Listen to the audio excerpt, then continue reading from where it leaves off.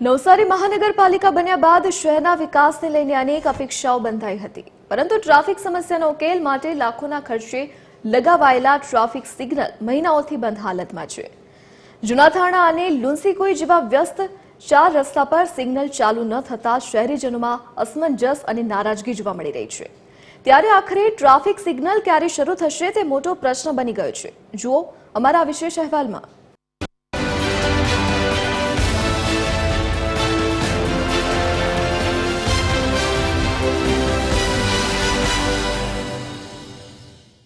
નવસારી મહાનગરપાલિકા બન્યા બાદ શહેરના વિકાસને વેગ મળ્યો છે, પરંતુ ટ્રાફિક સમસ્યાનું સમાધાન હજી અધૂરું છે। જૂનાથાણા અને લુન્સીકોઈ જેવા વ્યસ્ત વિસ્તારોમાં લાખોના ખર્ચે લગાવાયેલા ટ્રાફિક સિગ્નલ મહિનાઓથી બંધ હાલતમાં છે।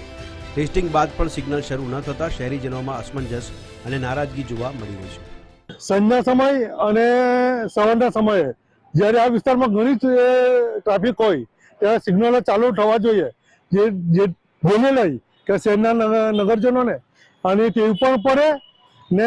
ખાસ બીજી વાત મારે ધ્યાન પર એ દોરાવી છે કે ઇટારવા અને ટાટા સ્કૂલ ત્યાં તમે નવા સિગ્નલો ઊભા કરો, કેમ કે રાતના સમયે એ પણ ટ્રાફિકથી ધમધમતો વિસ્તાર રહેતો હોય, એટલે ખાસ મારી કમિશનરને એ વિનંતી છે કે તાકીદે આ બધા જે પ્રશ્નો છે નાના ટ્રાફિક સિગ્નલોના એ તાકીદે પૂરા કરો। શહેરમાં વાહનોની સંખ્યા દિવસે દિવસે વધી રહી છે। ટાટા સ્કૂલથી tower road, Navsari railway station, Vallabh estate સહિતના વિસ્તારોમાં સાંજના સમયે ટ્રાફિક જામ સામાન્ય બની ગયો છે।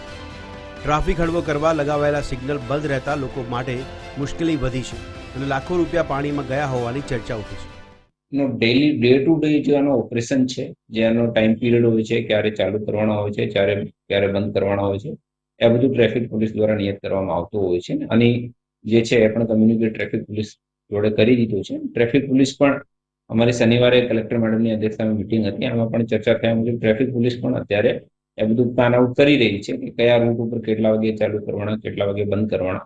તો મને લાગે છે કે જે છે થોડા અમુક સમયમાં, ટૂંક સમયમાં જે છે એ ટ્રાફિક પોલીસ દ્વારા ડે ટુ ડે ચાલુ કરવામાં આવશે।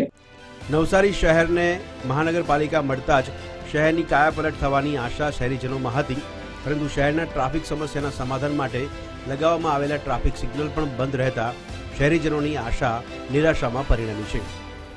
પરિમલ મકવાણા, TV13 ગુજરાતી, નવસારી।